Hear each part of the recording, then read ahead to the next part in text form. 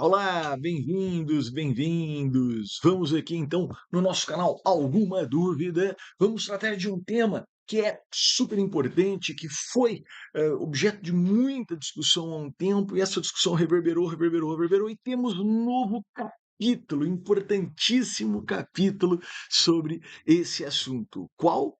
Aqui, ó, a execução da pena de multa. O tema 931 do STJ. Gente, nós já estamos na terceira redação do tema 931 do STJ, né? Lembrando que a ideia é um recurso repetitivo que consolide jurisprudência. Pois bem, o próprio tema já teve três redações. Veja como isso é tormentoso, como isso traz problema. Vamos tentar entender então qual é o problema, qual é o assunto, por que o STJ mudou de orientação e, mais importante, qual a orientação atual, que é absolutamente importante para você que está advogando, para você que está atuando no sistema de justiça penal, para você que está querendo concurso, está prestando prova da OAB. Vamos lá? Vamos lá? Então, vamos lá. Ó, bom, é o seguinte, como que como que era o mundo, né, acerca da pena de multa ali até os anos 2015, 2016? Era assim, ó. Você sabe que muitos crimes, em especial os crimes contra o patrimônio e os crimes da lei de drogas, eles têm prevista uma pena de multa acumulada com a pena privativa de liberdade. Você sabe também que a população criminalizada no Brasil é preferencialmente pobre, né? Você tem uma aporofobia que circunda, que permeia todo o sistema de persecução penal, a ideia de uma preferência, né, em alvos vulneráveis economicamente, claro, né, afinal de contas, tem que ver aí com quem é que está mexendo, né, tem uma série de explicações para isso. Mas, estatisticamente, a população criminalizada no Brasil é a população pobre. Você ainda vai ter, claro, signo racista, vai ter não é, o signo da própria aporofobia, você tem uma série de preconceitos aí que orientam a atuação do sistema penal. Aqui a gente está falando especialmente do fato de que grande parte da população criminalizada e presa é pobre, tá? Tá. Então, o sujeito é condenado a uma pena privativa de liberdade e uma multa. Ele cumpre a pena privativa de liberdade. Aí, ele está faltando uma pena de multa. Só que enquanto não for decretada extinta toda a pena, também a pena de multa, enquanto não decretada extinta toda a punibilidade, tanto a pena privativa como a pena de multa, ele ainda tem uma pena pendente em seu desfavor, né? Então, ele não consegue recuperar os direitos eleitorais, ele não consegue regularizar os seus documentos, ele não consegue ter crédito na praça, porque muitas vezes ele está protestado no Serasa por conta dessa pena de multa, ele não consegue ter uma FA limpa para procurar emprego. Então, o fato de ter contra si, depois de já ter cumprido a pena privativa de liberdade, uma pena de multa, é um fator que dificulta demais a integração social do sujeito. O sujeito não consegue, né, buscar um emprego, porque a documentação não está em ordem, a ficha dele não está limpa, o sujeito não consegue se relacionar normalmente na sociedade, porque ele não consegue nem fazer um crediário para comprar uma roupinha para poder ali interagir na vizinhança. Tá. Então, lá nos idos de 2015 e tal, o que prevalecia era o seguinte: ó, o sujeito, enquanto não pagar, não vai ter extinta a punibilidade, vai ficar aí mesmo não conseguindo crediário, não vai conseguir título de eleitor de volta e tal. Diante dessa situação dramática, afinal de contas, você está incrementando aqui, né, a perspectiva porofóbica, você está reforçando os estigmas e as vulnerabilidades do sujeito que, além de pobre, é egresso, né, você está acumulando fatores de vulnerabilidade social. O STJ pegou e editou o tema 931, tema que vinha mais ou menos assim. Ó, eh, a redação original do tema 931, eu tenho ela aqui para você.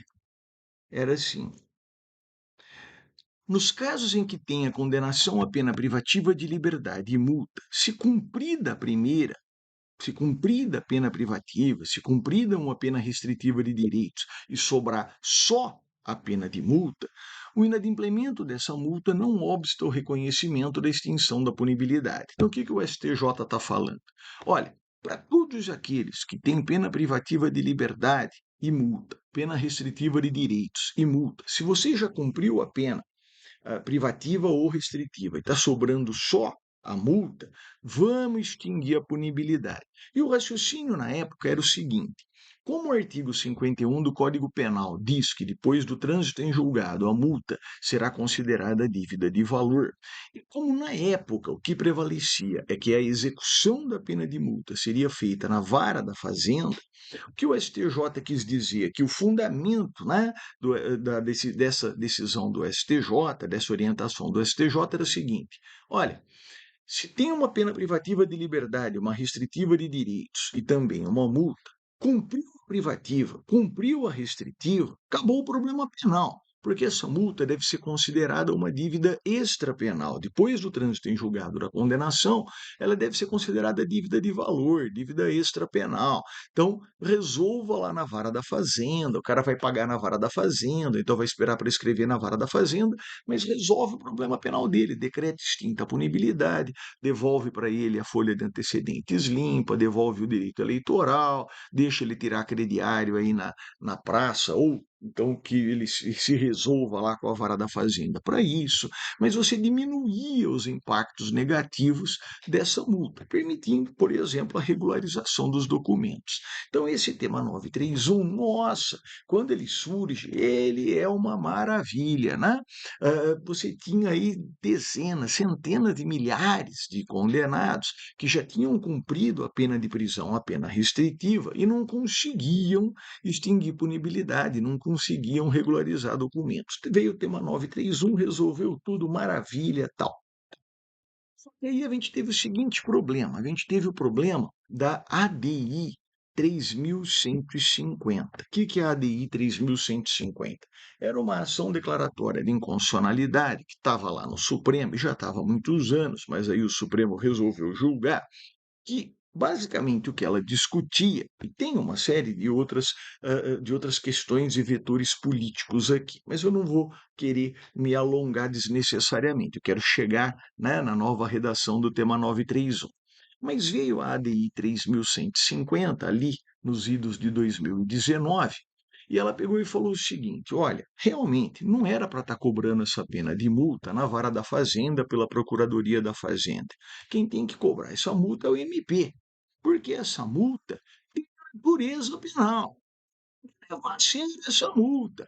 Pode deixar essa multa para lá, não. E você vai falar, mas Gustavo, o que que deu no Supremo para ele achar a multa tão importante, achar que tem que executar, o MP tem que executar na vara da execução criminal, que tem que revigorar a multa? É porque o que está, na verdade, batendo ali no Supremo nesse momento são as multas daqueles casos grandes, mensalão, lava-jato, que cá entre nós, né? São ali 20, 30, 40 casos, que repercutem muito nos tribunais superiores, mas que, com todo respeito, têm um impacto na população penitenciária, impacto na população egressa, quase perto de zero. Né?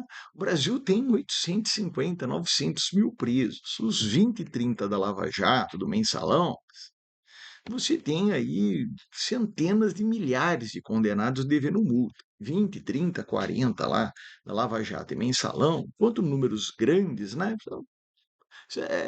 Queria dizer muito pouco. Mas o Supremo, nesse momento, está focando nesses casos. Então ele está falando, vai lá, MP, executa esses caras aí do mensalão da Lava Jato, vamos levar essa multa a sério. Essa multa tem natureza penal, sim, o cara tem condição de pagar e vai pagar. Pois é, esses 30, 40 tem. Só que, como eu tinha antecipado, 98, 99% da população carcerária brasileira é miserável. E aqueles que não eram miseráveis quando entraram, ficaram miseráveis lá, porque tiveram que gastar o pouco que tinham, ou no próprio processo, com a defesa, ou para se manter lá dentro, para conseguir ter ali um pão, um queijo, para conseguir agradar companheiros de cela e conseguir manter a sua própria integridade. A prisão, se o sujeito não está miserável quando chega, ele fica miserável lá dentro. Lembrando que ele, a princípio, não vai conseguir produzir renda lá. Né? Bom, então vamos lá. Aí veio a DI 3.150. Agora, se a multa tem natureza penal, o MP que vai executar, dá esse reforço de vigor, o STJ revê o tema 931. Tá? Então, o primeiro impacto naquele tema 931 era até para revogar o tema 931, pegar e falar, ó, não vamos mais olhar para esse tema 931, vamos deixar ele para lá, vamos voltar à situação que era antes do tema 931. Vai voltar agora, ficar lá parada a multa enquanto o cara não pagar, e se o cara for miserável não vai pagar e a gente vai esperar anos para prescrever e tal. Esse foi até o primeiro impacto, mas o STJ se sensibilizou com o número de pedidos que começaram a aparecer e percebeu que o Supremo tinha pensado, tinha prestado atenção naquele cenário de lava-jato de mensalão, mas tinha esquecido o grande palco da execução penal brasileira, que é a miséria, que é o condenado vulnerável economicamente. Então, o que, que o STJ fez? O STJ não manteve nem extinguiu o tema 931. Ele mudou a redação do tema 931 e passou a entender o seguinte: que quando tem condenação à prisão e multa ou restritiva e multa, o inadimplemento da multa, se o condenado comprovar que é pobre, que não tem condição de pagar, permite extinguir a punibilidade. Então, o que o STJ quis fazer aqui foi separar, né, esses dois mundos penais. O mundo da elite, que tem pouquíssimos casos, raríssimos casos, em números percentuais, é quase insignificante o que você fala de crime contra sistema financeiro, crime de colarinho branco. Processos de condenados e presos por crimes de colarinho branco são muito poucos, muito poucos. Então, o STJ, nessa releitura, quis dizer o seguinte: olha, nesses casos, enquanto não pagar a multa, não vai extinguir punibilidade, tem que pagar a multa. Tem que pagar a multa, porque a multa tem natureza penal, porque tem que dar importância para ela, que tem que ter vigor. Esses caras têm que sentir a pancada no bolso também. Dessa elite que é condenada por crime de colarinho branco, desses que têm mesmo condição de pagar essa multa. Né? Agora, por outro lado, o que essa leitura aqui do tema 931 traz é que aquela maioria miserável poderia ter extinto a punibilidade mesmo sem pagar a multa. Pronto, então o STJ meio que dá uma corrigida, uma consertada, né, no rigor da ADI 3.150 do Supremo. O STJ fala: ó, o Supremo quis foi pegar os ricos. Beleza, continua pegando os ricos. Para eles, enquanto não pagar, não extingue punibilidade. Agora, para a maioria miserável, se o cara provar que é miserável, vamos extinguir. Beleza, né? Não ficou bom? Não está ótimo? Não está maravilhoso? Pois é. Só que aí gerou um imenso problema. Qual? Você teve um aumento absurdo no número de execuções de pena de multa. Tá? Então você tinha, em alguns estados, você tinha 100, 150 execuções, passaram a 200, 250 mil execuções. Tá?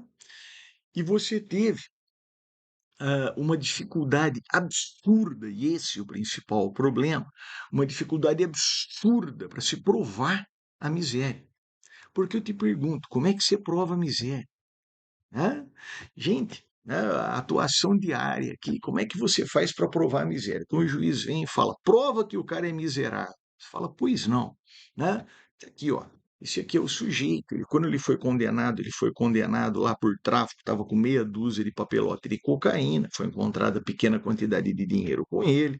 Ele não, ele foi considerado pobre na hora da condenação, tanto que não foi condenado a custas, o valor da mínima foi o mínimo possível, não é? Aqui, ó, tudo leva a crer que ele é pobre, né? Não, isso é pouco. Tá bom, então, ó, olha aqui o endereço dele. Ele mora lá no fim daquele bairro periférico, com casinhas pequenininhas. Olha aqui uma foto dele, lá da casa dele, ó. Ele é muito pobre. Ah, não, isso não quer dizer nada. De repente ele fala que mora aí, na verdade ele mora numa mansão, e tal. Tá bom, mas como é que eu vou provar que ele não tem dinheiro escondido? Vamos fazer uma busca, então, nas contas que estão em nome dele. Vamos fazer uma busca? Vamos fazer uma busca. Tem alguma coisa no nome dele? Nada. Então o cara é pobre. Não. Por quê? De repente o cara só tem dinheiro. O cara tem dinheiro escondido. Não tem conta em banco, mas tem dinheiro. Então vamos fazer uma busca carro no nome dele. Tem carro no nome dele? Não, também não. Então o cara é pobre. Não, não é suficiente. Então eu vi várias decisões de juízes dizendo: olha, prova que o sujeito é pobre, mas não adianta simplesmente demonstrar que ele não tem conta em banca, que ele não tem imóvel, que ele não tem carro, que ele... Bom, então você faz o quê para provar que ele é pobre? Você quer que eu provo que ele não tinha banheiro em casa e que ele fazia as necessidades dele no terreno ao lado? Fotos? Não é? Como é que eu faço para provar que ele é pobre? Sério, é um negócio absurdo. Não é? Eu lembro que tinha decisão que vinha, olha, mostra 5 últimas declarações de imposto de renda. Né? Que 5 últimas declarações de imposto de renda? O cara é miserável. O cara sempre foi marginalizado, excluído. Ele não declarou imposto de renda. Ele nem tinha declaração de imposto de renda antes de ser preso.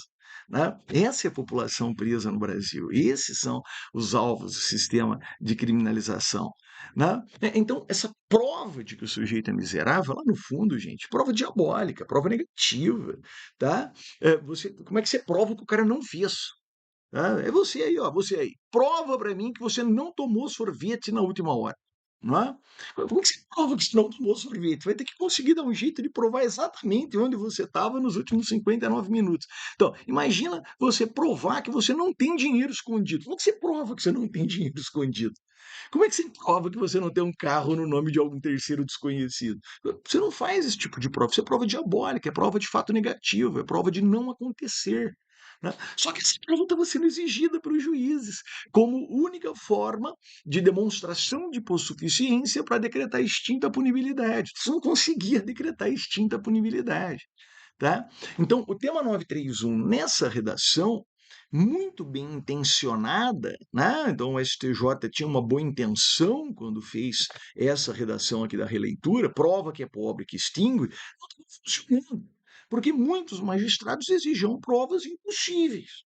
Tá? E com isso você tinha aí a manutenção de centenas e milhares de processos de execução de pena de multa, com réus miseráveis, nada sendo encontrado, mas não extinguia a punibilidade, porque afinal de contas, não provou ainda o suficiente. Tá? Tá.